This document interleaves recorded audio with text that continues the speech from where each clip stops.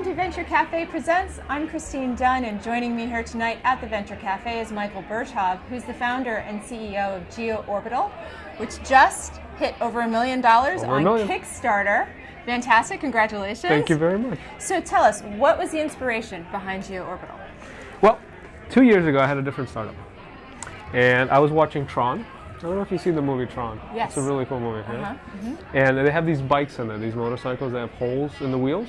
And I was thinking, that's really awesome, but we got to do something about that hole. It's a lot of wasted space. So I was thinking, why don't we put a motor and a battery in there? Make it practical.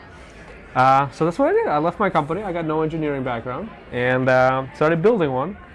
Built a little prototype, but I really couldn't take it further than that. And then I met Dakota Decker, who became our CTO. Left SpaceX to build it, and he helped. He reinvented the wheel with me, which was really cool. That's great. So tell us a little bit about it. Like, what was the goal of it? How do people use it? All of it. So basically, it's a wheel that doesn't spin, right? So all that stuff that you would normally find in a wheel, where all the spokes are in a bicycle, that's stationary for us. So we're putting that to good use. We consider it kind of wasted space.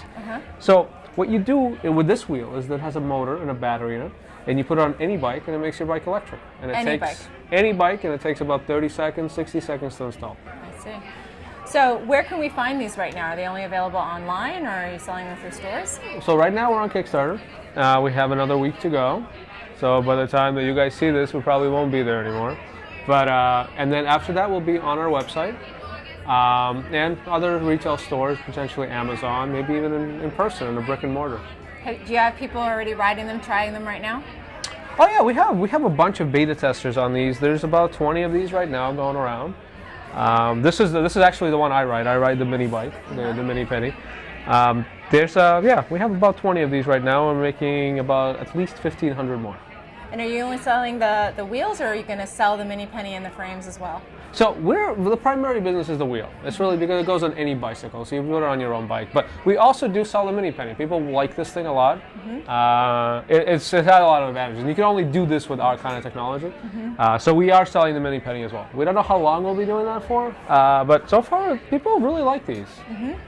So Michael, you've been really active here at the Venture Cafe. Can you tell us a little bit about how you got involved and why you decided to get involved with the Venture Cafe?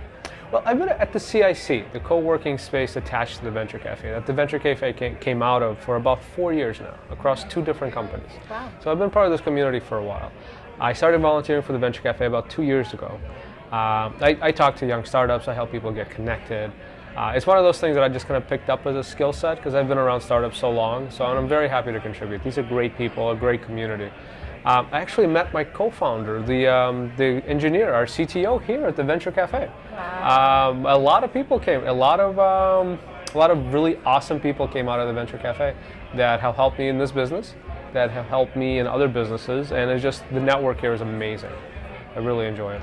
There's something really special about the community. I mean, people seem to feel really open about talking with each other and sharing ideas, and you don't get this sense of, I need to be so proprietary. It just seems to kind of create this ecosystem of wanting to help each other with each other's ideas. Do you think that's true? I think when people first come in, there's a lot of secrets that they have, and it's hard to get people to help if you can't tell them what you do. And I think people open up. I think people get to trust each other. There's definitely a community here. The more you're here, the closer you feel to it. And I know people that show up for the first time and they can't tell anybody what they do, but they need help. And then they show up for the second time, they let a little more information out, and then they finally start trusting. And that's when they make the real genuine connections that happen here. And how do you think this community fosters that trust? What is it about the Venture Cafe that creates that environment where people feel safe to talk about it? I think it's really the culture. The culture is a low sales culture. It's a culture that doesn't like vendors. It doesn't like people selling you stuff. You're perfectly happy helping out. But if you're here to make a hard sale, this is really not the place for you. And it's really about the culture, it's the understanding, it's the diversity that the Venture Cafe built. Well, Michael, congratulations. Thank you. That's great. Thank you. For Venture Cafe Presents, I'm Christine Dunn.